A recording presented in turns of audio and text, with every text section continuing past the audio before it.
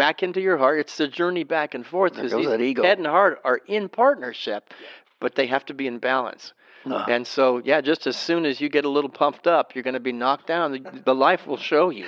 Well, there's a big difference with confidence and arrogance. Yep. That's kind of how I see it. You can be really confident and act confident, and not be arrogant. Yeah. That's a taste of Prophets Today, from ancient echoes to modern voices. This week's episode of The Wise Guys, a podcast that unleashes the unthinkable in culture, religion, and everyday life. In this conversation, the guys talk about evolving our understanding and recognizing that everyone has a voice that can convey wisdom and insight. So strap in, shatter the norm, and see if you are willing to let Mac, the Rev, and Coach Stu take you to a place of thinking differently. All right. Welcome to The Wise Guys, a podcast where we unleash the unthinkable, see things differently, and shatter the norms to help you expand your worldview. Careful, though. It just might change everything.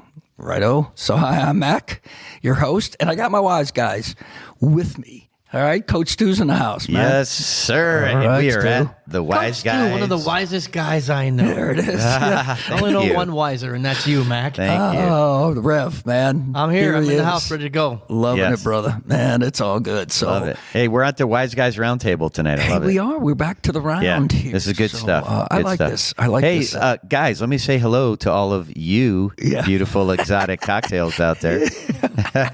All right. As we talk. We yes. appreciate you being here. And you, and you, and you, and you. Yeah. Right. All of you. Sincerely. And I love hearing from you that are around me in my life that tell me that you're listening and Yeah. give me some feedback. I love that. Yeah, so keep thanks. doing it. You know, I had somebody tell us today, you guys really seem to enjoy each other's company. Yeah, I really do. We know how to fake it, though. We right? are good. We are good actors. We kind of do, though, don't we? I think Yeah. that's part of the fun. So, again, welcome on. Tonight, this episode, what are we going to talk about, guys? What are we going to talk about? We're going kind of on an ancient journey. Yeah. And it's going to take us maybe from a little bit of superiority, a little bit of high-handedness, a little bit of self-righteousness, maybe as we're describing this. What do we want to call it? This calling. I kind of had it in the title. We're going to go from maybe a little superiority to a little humility. That's an interesting journey for every single one of us, right? Okay. But we're going to try to advance our thinking and listen and then proclaim some deeper universal truths. I know that's a mouthful of stuff right there, but we'll try to make that a little clearer and flesh that out a little bit for you guys. So we got to start. That trip you're talking about is from the ego to the heart. And that's sometimes the longest journey on the planet. I think, yes, sir. That's a great analogy right there. Yeah, we can kind of figure it out, right? How about words to the wise tonight? But yeah, let's hear them. What do you think? Bring them on. I did have somebody comment about the one last week. They thought that was pretty fun. It was the spear in the ship, the calm. You can't become a good sailor when you're sailing in the calm seas. Yeah. Yeah, that was pretty cool. A skill, yeah. All right, words to the wise. Here it is. Be a fountain, not a drain. I like it. I like it. We talk about this all the time, though. Rev, Give more than especially, you man. take. Yeah, right. Yeah, you're really good at this whole concept of, Add value yeah. instead of draining energy from people. Exactly. We need to be, I love the word fountain. I just thought that was really cool. Just be a fountain. Gush. Right? Bring life. Bring sustenance. Sprinkle your love. Oh, there it is. The stardust almost. We talked about that before too. Yeah. Just shower. How about that? Shower people with love. I love it. All right. I just want you to know my fountain has lights in it. It's very fancy. Of course it does. Do you have any fish in there as well? Of course. Life. No, mine. We have life in mine there. has coins in the bottom. I'm sorry, guys. I got to sign up. Okay, you can enjoy the fountain. Throw money. All right. So there we are. So this episode is about prophets. All right. Now, What's the first thing that came to your mind when I even said that word, gang? Prophets, right? I bet your brain went all kinds of different places. If you're a Christian, or even if you're not, if you're Muslim, right? Lots of faiths have prophets that are part of the equation. Certainly the Jewish faith, and so does Christianity. And so those are abstract. Those are, and we'll give a little history on that here. Those are kind of abstract. They're out there. Oh yeah, we know about those people maybe. But really this episode is about, what does that mean for us? What can we do to speak like prophets into the world, the truth that we come to recognize? Right.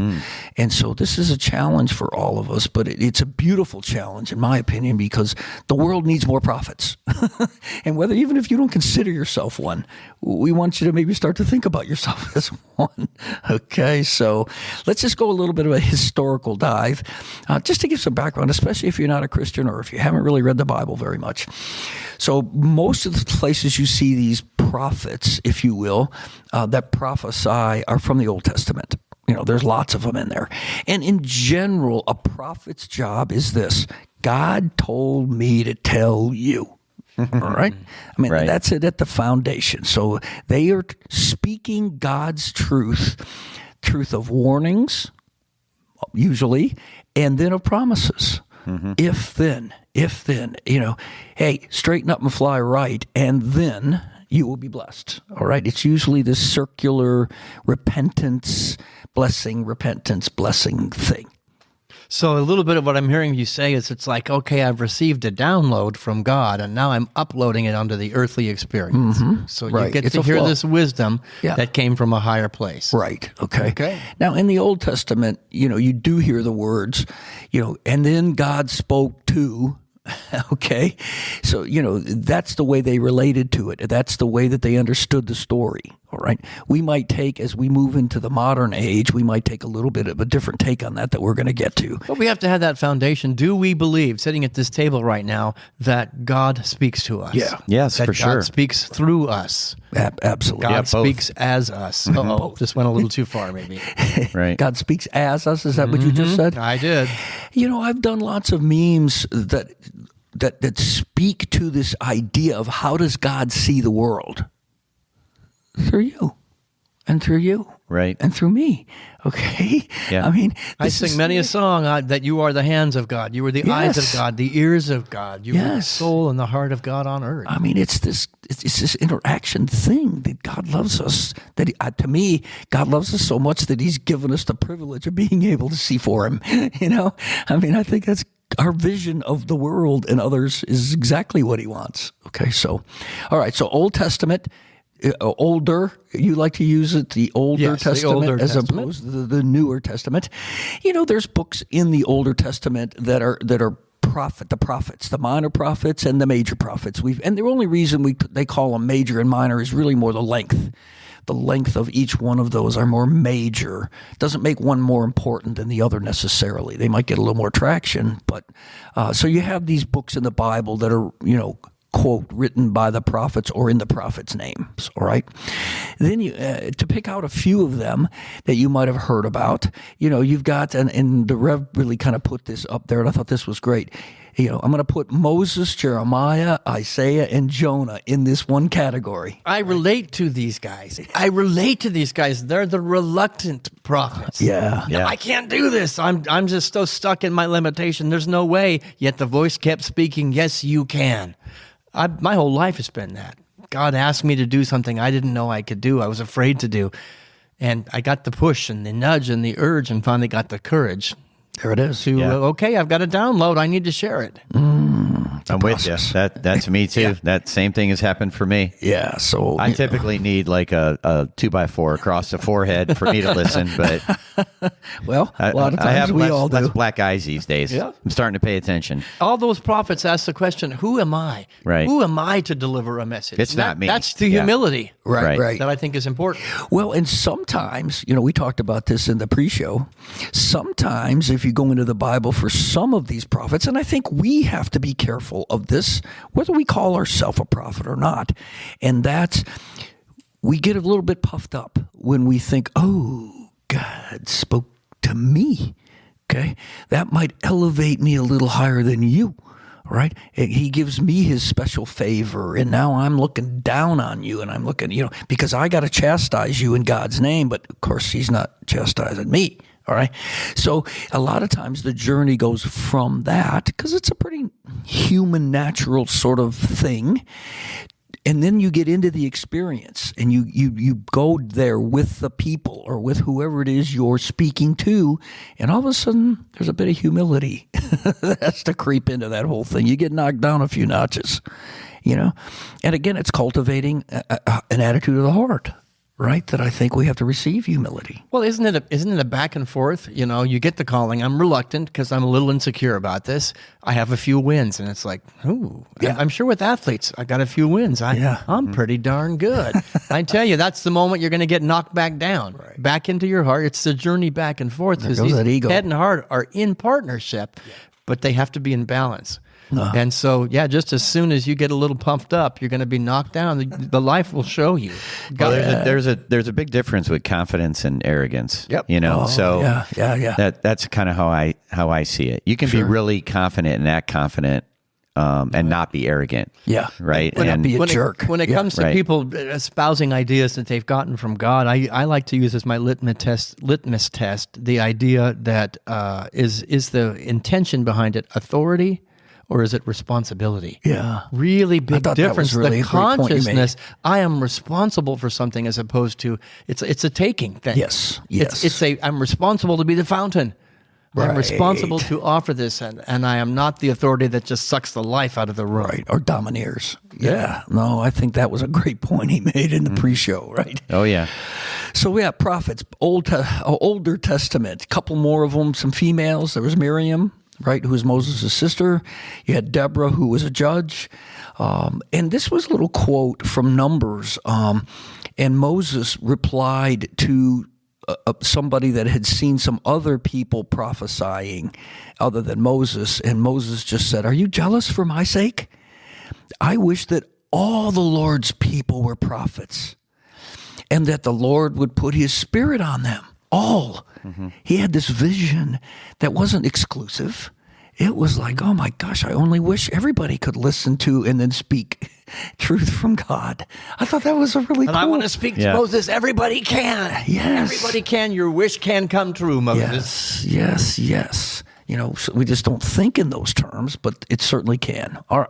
So that's a little bit of Old Testament-y. There's lots of prophets. You can read those books on the Older Testament. Then you come to the New Testament, the Jesus time, the Gospels, the epistles. And I think the first one that pops up in the New Testament is John the Baptist. All right. You would definitely consider him a prophet. That was basically saying, repent. Okay. Repent for get ready. Get ready. He was laying the groundwork for Jesus. Right. Yep, he sure was. He was speaking for God in that time. Okay. Is that a prophecy in of itself? Pay attention. Pay attention. Yeah. I think so. I think that's some pretty... when John the Baptist comes to our attention in the Bible, like you don't get like a necessarily a backstory where he maybe struggled with... I'd imagine he might have struggled a little bit to be like, wait, I'm this person, or maybe he didn't. I'm the one that's delivering this message. Mm-hmm. Like for the Messiah, like I'm the one. Like I can only imagine what that must have felt like, but we don't really know for sure. I just know I feel that way sometimes if I get like a message. Just like you were saying earlier, Rev, it's like, man, me? Like I'm the one? And it's like, yes, because, yeah. Well, that's a very human thing, and I think God has enough bandwidth that he goes on a roller coaster ride with us. But exactly. And here's the point I wanted to make, and even saying that, like John was very confident, John the Baptist, with his message. There was like no doubt. Right. I mean, it was never, well, maybe. Like when people would ask him, it wasn't a well, maybe. It was like, this is the Lamb of God. Like he was like, yeah. But the funny thing there was when he was in prison, he actually sent his guys to Jesus to make sure that he was the one. So, I mean, he even still, in the midst of it all, think about Moses. Think about any of these people that were mystics, that literally had a direct encounter, which we all can as well. And yet we're still human. And yet we still get that doubt. We still have the fear. That's the journey. I'm going in my head. Okay, I got down to where God resides in the heart and the soul and the spirit. But then I get, I'm going to doubt myself. I'm not it. He's coming. Then I go back down to my heart. No, I'm having a relationship with the divine essence of all creation. And then I forget, and I'm back up there. Exactly. Maybe each time we go back to the heart, it's going to a deeper place. Oh, let's hope so. That is a practice of maybe finding my own ability as a prophet. Most of us are hanging out here. The more we spend time in the heart, the deeper it goes. And the more we realize that I have something to share that's of value. Yeah, there's a litmus. Wow. So anyway, John the Baptist, you kind of encounter him kind of early on in the Bible. And even maybe a little earlier was Anna, who basically, if you remember the story of Anna, that after Jesus was born and they were taking him to the temple, the 8-day kind of thing, she was there, she's ministered there, and she saw Mary and Joseph and Jesus and basically prophesied that he would, be great and he would save his people. And I mean, it was really cool, but she was speaking to the future and at the same time speaking truth, So that's another example. Of course, you got to put Jesus in there, right? I mean, without a doubt, the prophetic, nature of his whole ministry, right? So, I mean, here he was, as a channel, as we've been talking about, without a doubt, the download and then the out, right? And then you have Paul. He was certainly called an apostle, but I think he also, without a doubt, was a prophet because he spoke and he encountered Jesus, and he spoke truth to the people. All right. So is it possible, because you're mentioning that some feminine, that they got written out of the books. They got taken out. Let's take the women out. Is it possible that these are just the ones that the male patriarchy said, well, these are the prophets. Those are the ones we're going to read. Right. I believe there were female prophets happening during Jesus' time. Oh, I think so. Well, we already mentioned one, Anna. You mentioned one. And we mentioned two from the Old Testament. Mary Magdalene had a whole book of prophecy that got set aside. And I think it's full of really divine wisdom. Oh, yeah. Well, I think Mary, Jesus' mother, might very well have been a prophetess, I mean, she's just steeped in the whole deal, right? Encountered God, everything, all right? So, yeah, I mean, there's tons of examples that even written or not written, you can read between the lines, but the culture was full of the kinds of people we're talking about, okay? Let's just land the plane there as in a general way, right? Now, here is a funny thing, though, and I don't know if some of you are tuned into this theology. If you are, let's just kind of flesh it out a little bit. In Ephesians, Paul says, now there are the gifts Christ gave to the church, the apostles, the prophets, the evangelists, and the pastors and teachers. Okay, so right there's prophets, all right? Paul proclaims it, but be careful, just be careful with this.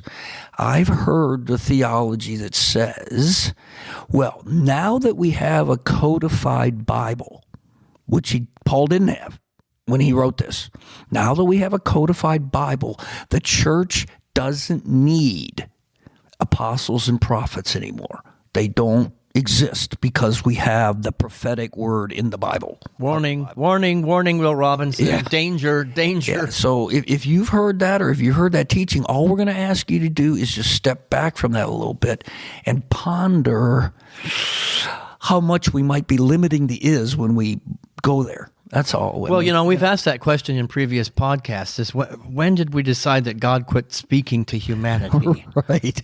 When did that moment come? And I don't think it's ever come. It will never have an end because God is still speaking into the hearts of human beings walking the planet today. Always, I think. I would agree with you. What do you think, Stu? Yes? No? Yeah. I believe that. Mm-hmm. Right. So, obviously another one of the, big prophets, if we call in the world, Muhammad. You would definitely, put him in there as well. Because many religions had and have Prophets. I mean, you can't take Christianity. I mean, we're giving some examples from the Bible here, all right?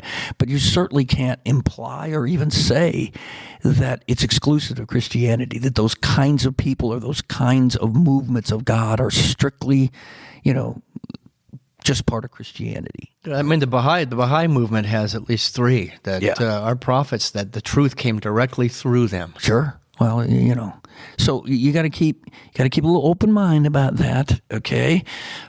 Because again, I think the minute you clamp down on that and keep it exclusive, I think we miss a bit of the nature of God. That's all I'm going to suggest. All right. So with that, there's your history. We're done. Done with the history.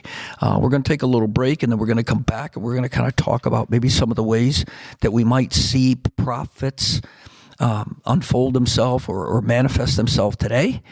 And then we'll share at the very end, we'll share some ideas maybe that we can help you to bring out that prophetic nature that we all have. So hang on. I'm going to call out for the next section, the prophet Coach Stu and the prophet Mac. All right, we appreciate that. I think we can certainly lump you in there too, Rev. I would not want to leave you out of that. So let us take a break, and we'll be right back. Thanks. Like what you hear so far? Join us in the Rogue Nation by going to our website, gorogue.life, where you will find links to our social media and podcast channels and a way to subscribe to all our happenings. We encourage you to become a member of our cafe, where you can interact with us and fellow roguers and keep the conversation going. Please share us and like us. Now, let's get back to our Wise Guys. All right, welcome back to the Wise Guys, where we are talking about prophets. Now there is prophecy that comes from the prophets, but we're really talking about, bringing out that innate nature that we all have, that we believe, the ability for sure to be a prophet, to speak God's truth. All right. Simple way to put it, but I think you're getting the point. All right. So let's move ourselves from the history. Now let's talk maybe about how a modern day prophet might, describe things or might speak the truth of God into the culture today. All right. And what would be, God might say, here's what I want you to go do. Here's however you want to, phrase that, whether it's, the innate thing, your intuition. I don't think you're getting an email from God, but, who am I? But I think at the start of it, it's an awareness thing that prophets bring a new awareness of new realities that basically challenge, they don't throw the baby out with the bathwater, but they challenge the ones of the old order. They just said, hey, like Jesus came, hey, there's a new sheriff in town here, gang. Okay. Is it challenge or to build upon with a new twist, a new turn, a new dimension? It might be challenging to hear it. Maybe that's the challenge part. But is the intent of the prophet to challenge or to add to or to expand? I don't know. That's interesting. If I think about that, I think I would probably answer both and, because these new realities will challenge the old. Now, again, it doesn't mean they're trying to usurp them necessarily, unless there's just a new greater truth that needs to be understood, and you appreciate the old, but you say, and there can be certainly pushback. Oh, wait a minute here. That's against the old way of doing things, the way we've always done it. That's okay. So as a pre-existing condition to being a prophet, an understanding, I don't know it all. I don't have a corner on the market of truth. I'm open and receptive. Right. That is a precursor to getting the download. Because if you feel like you've got a corner on the market of truth, there's no room. There's no room in your mind, your consciousness, or your heart for anything else. Very true. So is that a requirement of being a prophet? Wow, I think that's a great point. Because we were talking about that earlier, where you get so puffed up that you think you got it licked, and you're looking down on everybody else who doesn't. Right? So, an awareness. Just raise the awareness level to some new stuff, new ways. Jesus came, did the very same thing, right? And it's new ways of thinking, you know. And again, Rev talks a lot about this. You move the head to the heart, then you move the heart to the head. But they're intertwined. You got to start thinking a little differently about some of your old realities that are maybe no longer serving you. And that's not easy to do, right? Because what do we have? We talk about this all the time. We got biases, right? We're always trying to fight against our biases. You may not even realize that there's something different out there, right? Like a new way of thinking. That most of the time, that's how it is for me. Yeah. Like I didn't realize it was there until it was brought to my attention. Well, there you go. Perfect. Yes. There's almost, I don't want to call it a responsibility because I don't think that's what it is, but I think somebody that is a prophet is helping other people. Like that's part of their role. Like I'm going to help others to have a new understanding is what it seems like to me. No, I think you're right on there. Yeah. Is it possible that the goodness that you found or has been downloaded or you're feeling is so expansive that you can't keep it to yourself? I have to share this good because I'm going to explode if I don't. Yeah, that to me, that's a personality thing. You might be that way, you know? And I think people that aren't, they might do it a different way. Could be by actions, you know? Could be maybe creatively. Yeah. Maybe through artwork or writing or music or just some other way. No limit to how good can be expressed. Right. Well, and I think the Bible calls it the good news. Right? You know what's so funny though? I was thinking, Coach, as you were saying, seeking it. You don't know that it's there. Could it be that the true prophet is not seeking anything, but the truth is seeking them as the open vehicle? Yeah. So you have the container. Yeah. So the truth, the good news, the gospel, whatever you want to call it, has sought that person out because I know that's a safe place where it will be shared. So all of us can receive information. Like if I could talk to everybody out there listening to us right now, you all can receive information. God can interact with everything and does with every one of you. And here's the great news for me. Like there's good news, right? Here's the great news. You don't even have to believe it. Like it's gonna happen. Yeah. You know? So it's about like how do you live your life in a way that leaves you open to hear these things. Sure. I mean, this would, if you want to get just practical in life, this is just a good way to live life, right? Because we're getting messages from people in our life, our partners, our spouses, our children. And if you're learning how to keep open to receive that in, you're hearing things that you may not hear if you're not doing that, right? Oh, absolutely. Well, you know, you've talked about your daughter. You've talked about how wise she is. So I'm going to call her the prophet sage because she has said things that was good news that caused you to think, caused you to grow, caused you to think differently. Yeah. I think that's Absolutely. a prophecy. Yeah. Well, again, this is the whole thing. You know, I think one of the major messages of a prophet is listen up. Pay attention. Right? Hey, you. Hey, listen up. Okay. And again, it doesn't come from an arrogant place.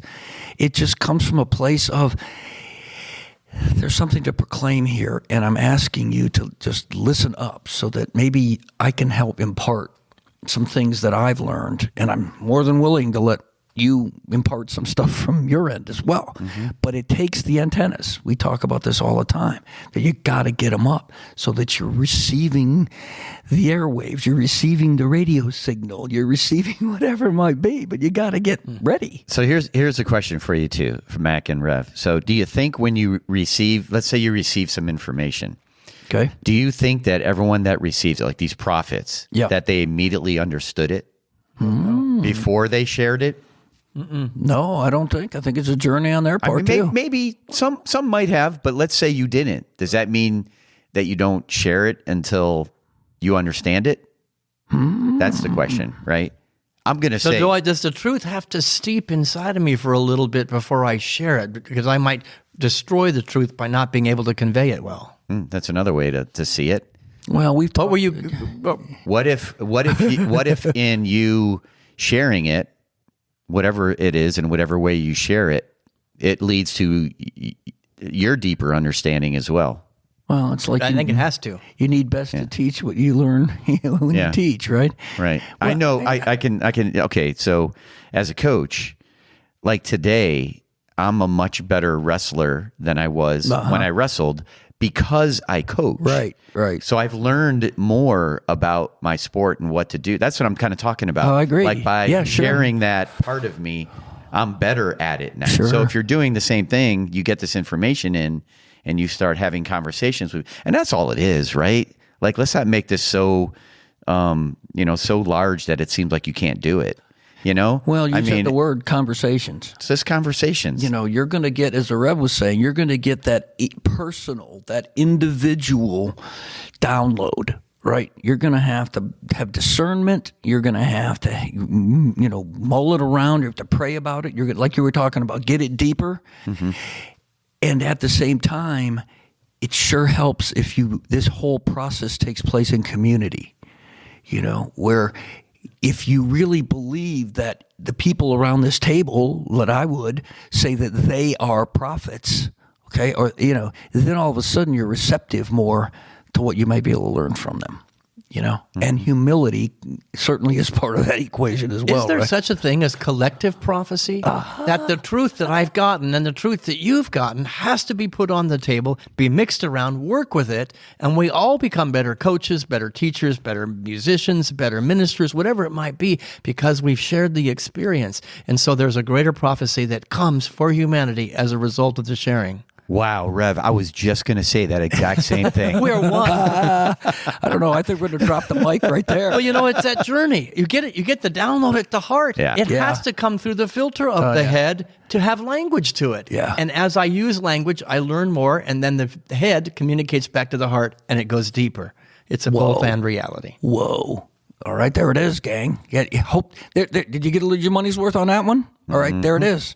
So if you've got a head and you've got a heart, then you have the possibility of being a prophet. Exactly. So how do we how do these things sometimes get communicated? A lot of times prophets will use images and words to help us see the bigger picture. Mm-hmm. Right? Because again, it's about that whole broadening of your expectation. It's a broadening of your understanding. It's a broadening of your, connection and vibration, not only with each other, but with the divine, and it's a process, and again, you communicate with people in whatever level that they, can receive it, but they're animated, I guess is what I'm trying to get from that if you are going to be prophetic, you're going to have to be animated, somehow or other, you're going to have to connect with other people and help them see that bigger picture. In the way that you do it, because we are all beautiful, exotic cocktails. So no two prophets are going to be the same. They're going to do things the way they do them. This is true. And I encourage you to embrace that part of you, because absolutely. only you can be you. I was about to do a Dr. Seuss quote because I know there's one in there. Yeah, somewhere in there. You are beautiful. you. It's truer than true. I forget how the whole thing goes, but there's a whole Dr. Seuss thing. But anyway, that's the point. Is there a greater you, though, that needs to emerge? If I just do me the way I've always done me, I'm not growing and expanding. Is the download of the prophecy causing me to grow into a fuller version of myself? Yes. And I think it must. So there's a me I Yes. don't even know yet. So I'm going to try on the new skin, and I'm going to have to expand a little bit. So I don't know what the new me is yet. Right. So I will learn about myself by sharing it on the table.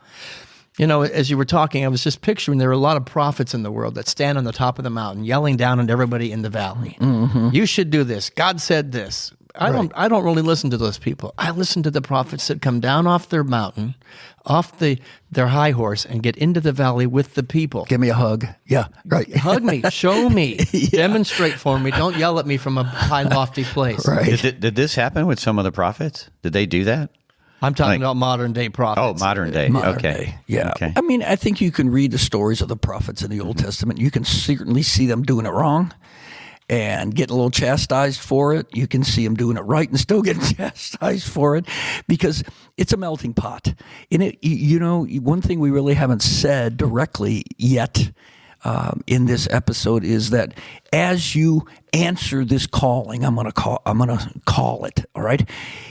There's going to be some pain involved. Okay. I mean, there's going to be some personal. I think the Reb's already talked about it. Stu's already talked about it. That you're going to struggle. You're going to maybe take a look at yourself a little bit. You might not like what you see. All right. You may understand that you thought you were in a certain place, maybe in relationship to other people or to the divine. And maybe you got knocked down a couple notches just because, you got a little arrogant. You learned what you didn't know, some things that you thought you knew, but you didn't. And you just got to be prepared for that. And that's a beautiful part of the journey as well. Is the suffering part. I know, Reverend, you say this all the time, that you learn more as you suffer, a lot of times. I say that all the time, but I know that the birth process is not always pretty and easy, but the beauty on the other side of it is amazing. So we do have some modern day, prophets that we can just briefly, and there's a lot more. There really are. There's a lot more than this, but just some of the common ones that you can recognize: Martin Luther King, Gandhi. Richard Rohr, he's one of our favorite guys, but I absolutely think that guy's a prophet, okay? The Dalai Lama, how about that, okay? And here's an interesting one. I'm going to throw the Pope in for all the Catholics and ex-Catholics out there. I believe the Pope is a prophet. Our current Pope is saying things that are prophetic. He's amazing. Yeah. So, yes. And speaking of the Pope, now you have a church official, if you will. I believe that they're out there. I think it could be your pastor. It could be an elder, right? It could be a mystic within your church or somebody that you know, right? I mean, it's absolutely my belief that they're there already, okay? Now, whether you look at them that way or not, I guarantee you there's people in that church that you attend, or even if it's not a church, that you would sit at the feet of, that you would say, heads up here, if they were to say, listen. I mean, they're all over the place. If you would just, like to say, get your antennas up, just start to realize and notice them.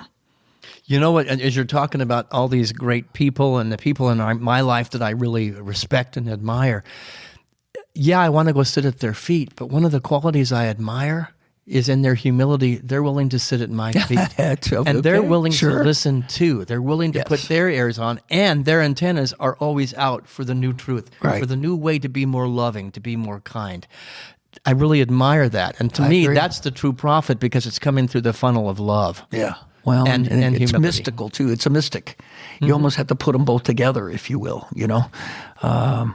So I agree. Totally, man. It's not defined definitively. We don't etch anything in stone here, all right?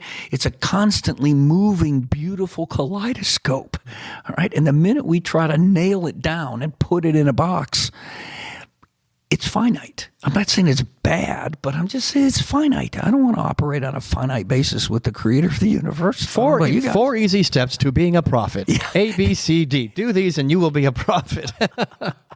Yeah, so there's some, there's some examples, there's some ways that in the current time that we can begin to see profiting, and I don't mean profit. You don't make money. That we're going to be prophets, and what does it look like, and how might it flesh itself out, in your life or in my life.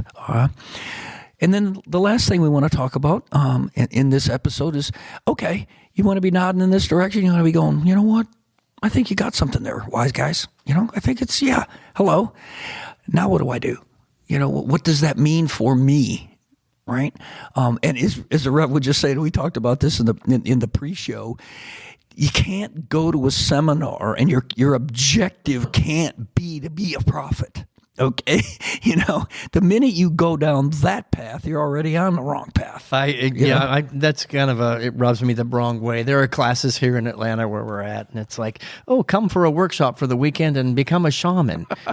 Shaman is a lifetime course of becoming an exploration and silence and stillness in the mystical world of their relationship with God. Yeah, I don't know how you can do that in a workshop. It's not possible. Okay, you can start the process maybe. Okay, but like you say, you're on there. So, what are some things that we can look to, attitudes to adopt, attitudes of the heart, some things, some processes, some actions, maybe that can help us cultivate a better resonance, a better ability to be able to again, resonate with those downloads that we keep talking about. All right, Coach, what do you got? Something stewing in your head. I know, I see them.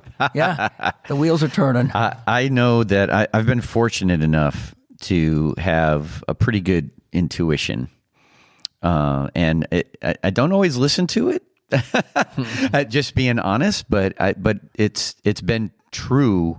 What I've received has been true all the time, and so I would just encourage people to listen, and because you're receiving information, and to get to a point where you can trust what you're hearing based on how you're living your life, and right, so that, I mean, everybody, I believe, has some form of this, and it can manifest in a lot of ways. Sometimes I hear things in my head, so to speak, not like in a crazy way, but like it's kind of like a thought. And when I say that, I mean like a thought manifests in my mind. I'm like, where'd that come from? Or it might be a feeling, like something, like, to me, things sometimes feel right or don't feel right. And that even could be like the words I'm going to use. Like sometimes they might not feel right to say it. So I think about it like, okay, now this feels right. So however it works for you, I kind of like this encourage it. journey. I'm picturing the bouncing. It's a thought, it's Yeah. a feeling, it's a thought, it's a feeling, and eventually this journey goes down to my gut. Yeah. And it's the gut knowing that shuts up the thought, shuts up Right. the feeling, and just goes to, this is truth. And that's a process, I mean, You have to cultivate that's your right. intuition. You have to spend time in your gut. That's right. There's work to be done. All right. This is, I guess, what we're getting at. All right.